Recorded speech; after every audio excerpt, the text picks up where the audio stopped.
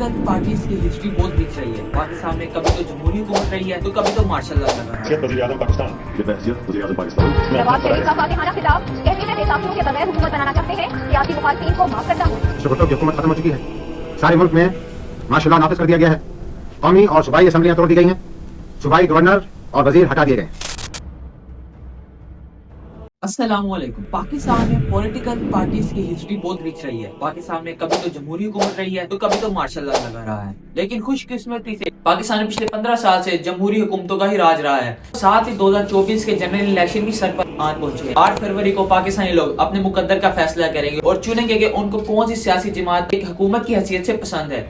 तो आइए आज हम पिछली 3 हुकूमतों का कंपैरिजन करते हुए ये मालूम करते हैं कि पाकिस्तान में पिछली 3 हुकूमतों में से कौन सी हुकूमत पाकिस्तान के हक के लिए बेहतर रही है। यहाँ पर एक इम्पोर्टेंट नोट है, ये वीडियो ना तो किसी सियासी जमात की सपोर्ट के लिए है और ना ही किसी सियासी जमात के खिलाफ है। ये वीडियो खालिस्तान एक न्यूट्रल ओपिनियन है, एक आम शहरी की हैसियत से जो आप तक हम शेयर कर रहे हैं। हम शुरू करते हैं 2008 से, जब पाकिस्तान के जनरल इलेक्शन आते हैं और पाकिस्तान की उस वक्त की सबसे मकबूल सियासी जमात पीपल्स पार्टी कामयाबी हासिल करती है। उस वक्त पीपल्स पार्टी जब हुकूमत बनाती है तो उनको जीडीपी के किन सर्कमस्टांसेस में हुकूमत मिलती है, आइए डिस्कस करते हैं।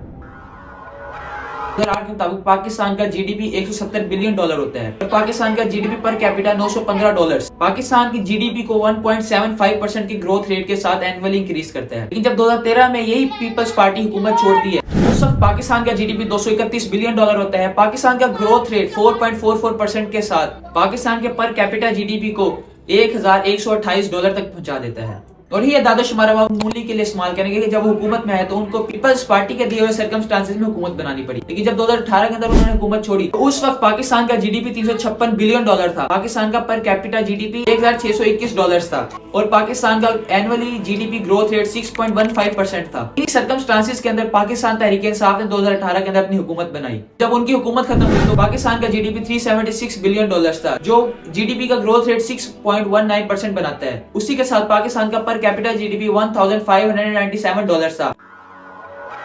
अब बात कर लेते हैं कर्जे की, जो आजकल हमारे हर टीवी चैनल के ऊपर ही जिसकी बात होती है कि पाकिस्तान का टोटल कर्जा किस हुकूमत ने सबसे ज्यादा लिया और किसकी हुकूमत ने सबसे ज्यादा लुटाया गया।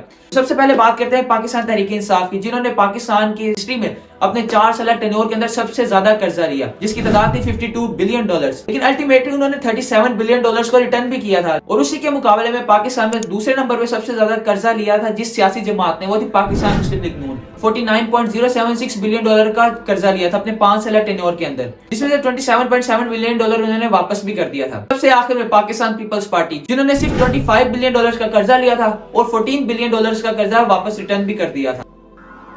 पाकिस्तान में सबसे ज्यादा इंडस्ट्री सपोर्टिव गवर्नमेंट कौन सी थी और किसके दौर में इंडस्ट्री का ग्रोथ रेट सबसे ज्यादा था? हम पीटीआई से बात करेंगे। पीटीआई के दौर में 7.2% के साथ पाकिस्तान की इंडस्ट्रियल ग्रोथ रेट पाकिस्तान की 75 साल हिस्ट्री में सबसे ज्यादा था। उसके बाद पाकिस्तान मुस्लिम लीग नून की हुकूमत में 6.13% के साथ पाकिस्तान का industrial growth rate Peoples Party हुकूमत से काफी ज्यादा था। और इसी के मुकाबले में पीपल्स पार्टी का जो ग्रोथ रेट था वो था 5.55%। और अगर आप बात करें इन्फ्लेशन रेट की, यानी कि महंगाई की शरह की, तो सबसे ज्यादा पीटीआई के दौर में रही है 12.76% के साथ। पाकिस्तान मुस्लिम लीग नून के टेन्योर में 3.73% के साथ। पाकिस्तान पीपल्स पार्टी की जो महंगाई की शरह थी वो थी 7.36%।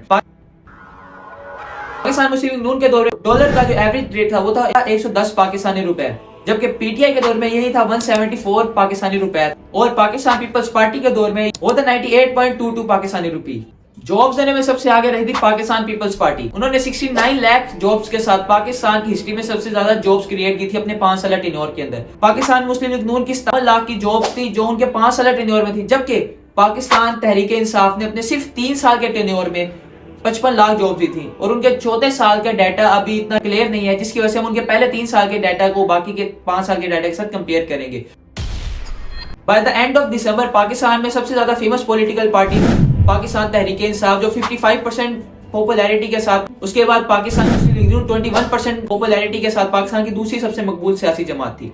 मगर पीटीआई पर पाबंदी लगने के बाद उनकी पॉपुलैरिटी में काफी डिक्लाइन देखा गया है। गलत की एक सर्वे रिपोर्ट के मुताबिक पीटीआई 34% के साथ पाकिस्तान की सबसे मकबूल सियासी जमात है, जबकि 32% के साथ पाकिस्तान मुस्लिम लीग नून, 21% के साथ पाकिस्तान पीपल्स पार्टी, 10% के साथ तहरीक लब्बैक पाकिस्तान, बाकी 4% पे पाकिस्तान की बाकी सियासी जमातें हैं। अब पाकिस्तान के सबसे ज्यादा पॉपुलर लीडर्स की बात करते हैं, जिसकी रिपोर्ट आपके सामने चल रही है। आई होप सो कि आपको वीडियो बहुत अच्छी लगी होगी। अगर आपको वीडियो अच्छी लगी है तो वीडियो को लाइक करें, चैनल को सब्सक्राइब करें। पाकिस्तान का सबसे बड़ा फाइनेंशियल स्कैम देखने के लिए यहाँ पर क्लिक करें। अगर आप पाकिस्तान इकोनॉमिक क्राइसिस के ऊपर ब्रीफ वीडियो देखना चाहते हैं तो यहाँ पर क्लिक करें। अल्लाह हाफिज।